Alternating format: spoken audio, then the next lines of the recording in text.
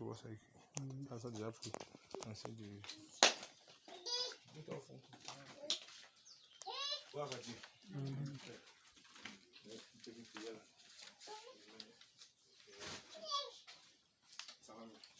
Actes des apôtres, Actes des apôtres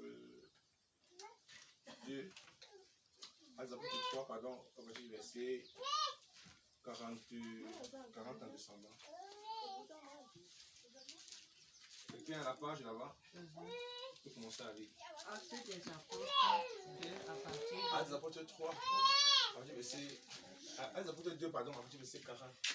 à partir du verset 40. Il est écrit. Et par plusieurs autres paroles, il les conjurait, il les exhortait, disant: Sauvez-vous de cette génération perverse. Ceux qui acceptèrent sa parole furent baptisés, et en ce jour-là, le nombre des disciples s'augmenta d'environ 3000 âmes. Ils persévéraient dans l'enseignement des apôtres. On va dire doucement. Il persévérait dans l'enseignement des apôtres. Il est mis pour qui? Jésus. Non. Il est mis pour qui? Les disciples. Les disciples. Les disciples et les gens. Voilà, les disciples, ils persévéraient dans l'enseignement des apôtres. Attendez. Il persévérait dans l'enseignement des apôtres. Et que nous sommes censés persévérer dans l'enseignement des apôtres. Il faut donc connaître c'est quoi l'enseignement des apôtres. Amen. Il persévérait sans y. D'accord? Puis on continue. Dans la communion fraternelle. Dans la communion fraternelle, ça dit que les frères se côtoient. D'accord? Ils se côtoient. Ils se rencontrent. Ils rencontrent les problèmes des autres. D'accord? C'est ça la communion fraternelle. Donc ce ne sont pas des scènes qu'on se voit seulement après.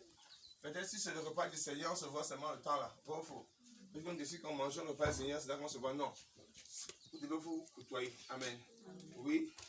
Dans la fraction du pain. Et dans la fraction du pain et dans la prière. Et dans les prières. Maman peut s'asseoir, c'est bon. Amen.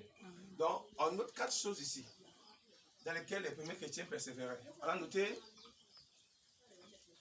les enseignements l'enseignement des apôtres. Donc, on doit tout faire pour connaître c'est quoi l'enseignement des apôtres, car c'est notre persévérance. Amen.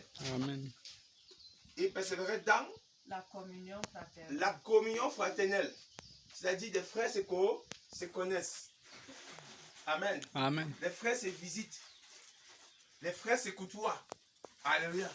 Lorsqu'on se côtoie, lorsqu'on se visite, on connaît les faiblesses. On connaît les moments difficiles de l'autre. On sait quand le frère devient faible. On sait quand la soeur devient faible. On sait quand le frère a besoin de prière. Amen. On sait quand la soeur a besoin de prière. Ça, c'est très important. On sait quand le frère n'a pas ses enfants à l'école. On sait quand le frère n'a pas où dormir. Ça, c'est important. Oui. Dans la communion fraternelle. Oui. Dans la fraction du pain. Gloire à Dieu. C'est ça qu'on va faire ce soir. Ça, on l'appelle l'agapé. Amen. Dans la fraction du pain. Regardez, pourquoi ces 4 formes de persévérance. Ces 4 formes de persévérance forment ce qu'on appelle la doctrine fondamentale. C'est-à-dire, c'est comme ça que les chrétiens sont donc appelés à vivre véritablement. Amen.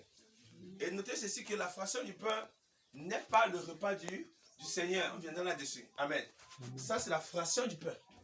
Ce n'est pas le repas du Seigneur.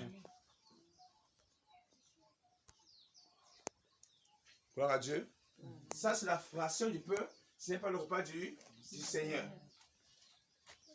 Et le fait de manger ensemble, c'est quoi? Ça symbolise c'est quoi?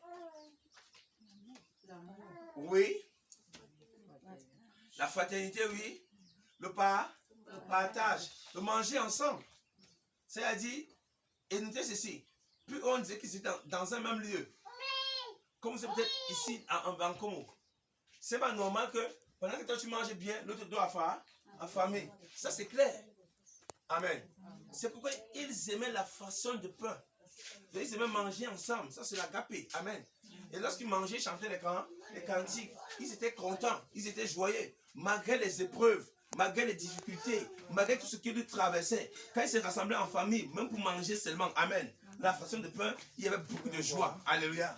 On consolait l'autre. Amen. On fortifie l'autre, on secoue l'autre, on connaît les blessures de l'autre. Ça, c'est ça une communauté chrétienne. Gloire à Dieu. Amen. Amen. Donc, nous avons fait 7 jours de rencontre dans la parole. Amen. Amen. Et nous clôturons avec une agapé, avec l'agapé. Amen. Avec un repas d'amour. Alléluia. Un banquet d'amour, un banquet de joie. Alléluia. Vous voyez, quand vous vous rassemblez comme ça, celui qui n'a pas de quoi manger peut manger. Chacun se bat avec le peu qu'il a. C'est-à-dire, si toi tu as seulement eu la grâce d'avoir le macabo, l'autre a la grâce d'avoir un côté de poulet, l'autre a la grâce d'avoir une partie de poisson, l'autre a la grâce d'avoir un jus, l'autre a la grâce d'avoir de l'eau. Vous mettez ça, ça fait comment? Ça fait une grande table, faux. Amen. Amen. Mais si nous sommes cupides comme Laban, faux, on va s'asseoir dans son coin. Amen. Quand dans le jour, on dit Seigneur, merci. Quand mes frères là, même, nous vivons l'amour du Seigneur. Alléluia. Et ça fait partie des points fondamentaux de la foi. Alléluia. Et vous le faites quand vous voulez. Amen. Quand ça vous touche de vous réunir entre frères et de manger ensemble, vous le faites autant de fois. Amen. Vous le faites